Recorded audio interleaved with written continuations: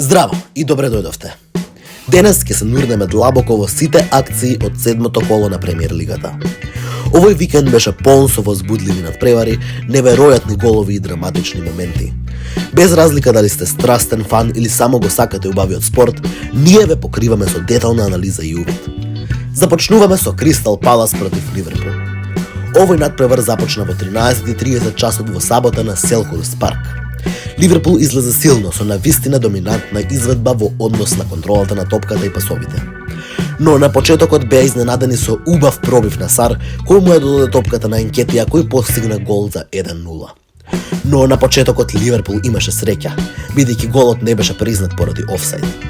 Од тука Ливерпул продолжи да притиска за гол.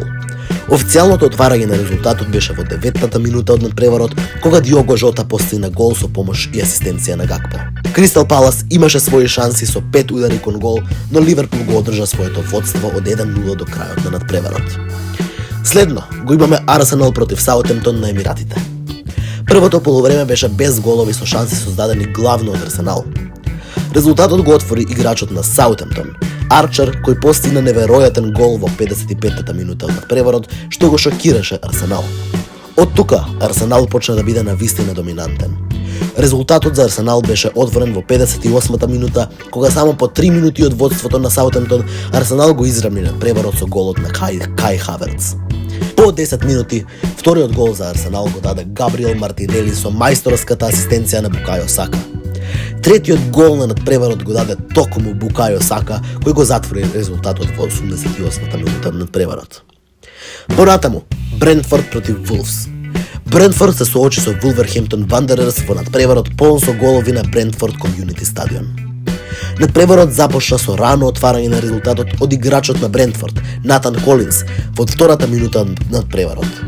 Вулфс возврати веднаш по само 2 минути од водството на Брентфорд. Матеус Куња постигна гол за Вулфс. Во 20-та минута Ембуемо, кој во одлична форма сезонава, постигна втор гол за Брентфорд од пенал. По само 6 минути Странт Ларсен постигна втор гол за Вулфс. По само 2 минути од голот на Ларсен, Норгард постигна трет гол за Брентфорд. Акцијата на голови во првото полувреме заврши со четвртиот гол на Брентфорд од Итан Пинок во додаденото време на првото полувреме. Второто полувреме беше полно со шанси на двете страни, пошто петтиот гол за Брентфорд го постигна Фабио Карваљо во 90-та минута. Во додаденото време, Рајан Ајт Нури постигна гол за Вулфс за нивниот трет гол. Крајниот резултат беше 5-3 за Брентфорд. Понатаму, Лестер Сити против АФК Борнмут. Лестер Сити го пречага Борнмут на Кинг Пауер стадион и излезе на врвот со тесна победа од 1:0. Крилото на Лестер, Факундо Буаноте, постигна гол во 16-та минута по мајсторскиот пас на нивниот лев бек Џастин. За време на надпреварот двата тима имаа шанси, од кои Борнмут беа поконкретни, но Лестер успеа да остане на врвот на резултатот. Манчестер Сити Фулам. Многу драматичен надпревар. Манчестер Сити ја продолжи својата непоразена серија во Премиер лигата и извојува тесна победа од 3:2 против Фулам. Тоа беше надпревар полн со возбуда, каде што Фулам го отвори резултатот прв со убав гол од Перейра во 26-та минута. По само неколку минути, Ман Сити продолжи да притиска и Ковачич постигна гол во 32-та минута од надпреварот. Во 47-та минута, Ковачич постигна втор гол и го доведе Ман Сити во водство со 2:1. Тогаш, Доку влезе во игра и постигна феноменален гол во 82-та минута од надпреварот. Во 88-та минута, Родриго Мунис постигна гол што го шокираше навивачите на Ман Сити и го направи резултатот 3:2 за Ман Сити. Последните минути беа вистинска драма на Етихад, но Манчестер Сити успеа да извојува 3:2. Вест Хем Юнайтед против Ипсвич Таун. Вест Хем Юнайтед се соочи со Ипсвич Таун на Лондон стадион и обезбеди удобна победа над Ипсвич. Вест Хем го отвори резултатот прв со голот на Майкл Антонио во првата минута од дуелот, пошто следуваше фантастичен гол за изземјување од играчот на Ипсвич Лиам Делап во 6-та минута од надпреварот. Доминацијата на Вест Хем продолжи со постигнување на уште 3 гола од Кудус во 44-та, Боуен во 49-та и Пакета во 69-та минута од надпреварот. Евертон против Ньюкасл. Евертон и Ньюкасл одиграа нерешено без голови на Гудисон парк.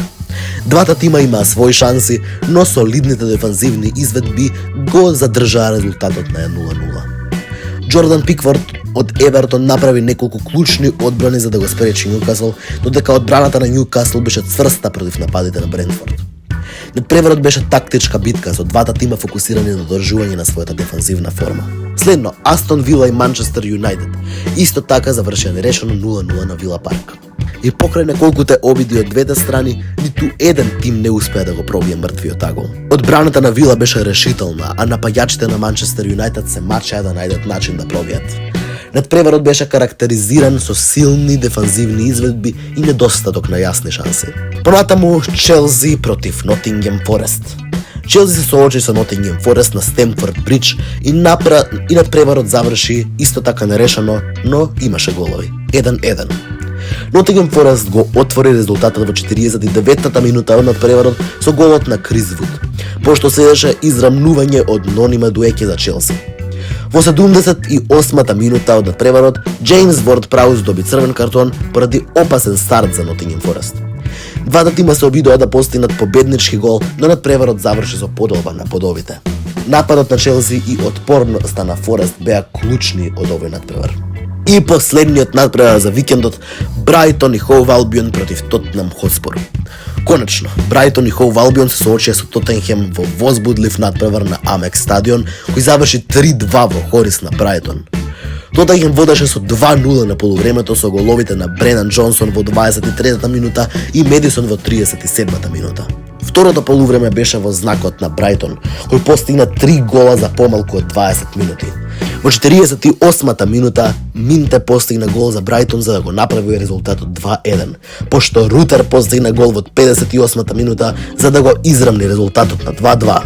Во 66-та минута Дени Велбек го постигна победничкиот гол за Брајтон. Нападот на Брајтон беше врвниот момент на овој возбудлив надпревар. А сега, според нашата екипа, го изгласавме најинтересниот надпревар за овој викенд во Премиер лигата.